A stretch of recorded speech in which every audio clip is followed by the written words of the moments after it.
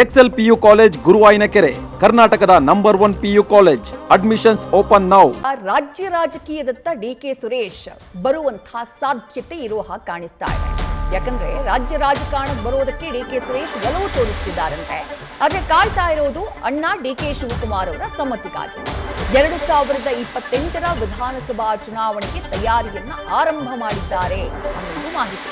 ರಾಜ್ಯ ರಾಜಕೀಯದತ್ತ ಕುಮಾರಸ್ವಾಮಿ ಅವರು ಹೇಗೆ ಒಲವನ್ನ ತೋರಿಸ್ತಿದ್ದಾರೋ, ಇತ್ತ ಡಿಕೆ ಸುರೇಶ್ ಕೂಡ ರಾಜ್ಯ ರಾಜಕೀಯದತ್ತ ನಿಗಾ ಇಡ್ತಿದ್ದಾರೆ. 4 ಬಾರಿ ಸಂಸದರು, ಕಳೆದ ಬಾರಿ ಎಂಪಿ ಚುನಾವಣೆಯಲ್ಲಿ ಸೋಲನ್ನ ಕಂಡಿದ್ರು. ಕೆಎಂಎಫ್ ಅಧ್ಯಕ್ಷ ಗಾದಿಗೆ ಡಿಕೆ ಸುರೇಶ್ ಹೆಸರು ಕೇಳಿ ಬರ್ತಾ ಇದೆ, ಪೈಪೋಟಿ ಇದೆ. ಡೀಟೇಲ್ಸ್ ನಮ್ಮ ಪ್ರತಿನಿಧಿ ಶಿವಪ್ರಸಾದ್ ನೀಡ್ತಾ ಹೋಗ್ತಾರೆ. ಶಿವಪ್ರಸಾದ್, ರಾಜ್ಯ ರಾಜಕಾರಣದತ್ತ ಬರೋದಕ್ಕೆ ಡಿಕೆ ಸುರೇಶ್ ಅವರಿಗೆ ಒಲವಿದೆ.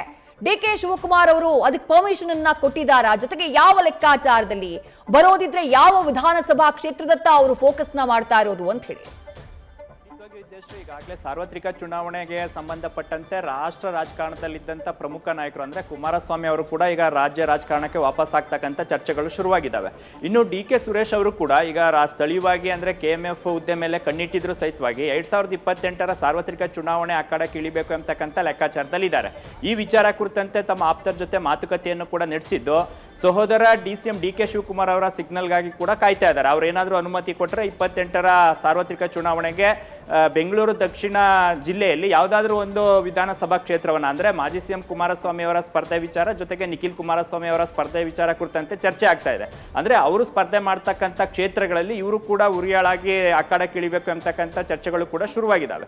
ಇನ್ನು ಈಗಾಗಲೇ KMF ಅಧ್ಯಕ್ಷ ಸ್ಥಾನದ ವಿಚಾರ ಕುರಿತಂತೆ ಕೂಡ ಚರ್ಚೆ ಆಗ್ತಾ ಇದೆ. ಈಗಾಗಲೇ ಪಕ್ಷದಲ್ಲೂ ಕೂಡ ಈ ವಿಚಾರ ಕುರಿತಂತೆ ಸಾಕಷ್ಟು ಮಂದಿಯ ಪೈಪೋಟಿ ಇರೋದ್ರಿಂದ ಸದ್ಯಕ್ಕೆ ಆ ಹುದ್ದೆಯಿಂದ ಅಂತರವನ್ನು ಕಾಯ್ದುಕೊಂಡಿದ್ದಾರೆ.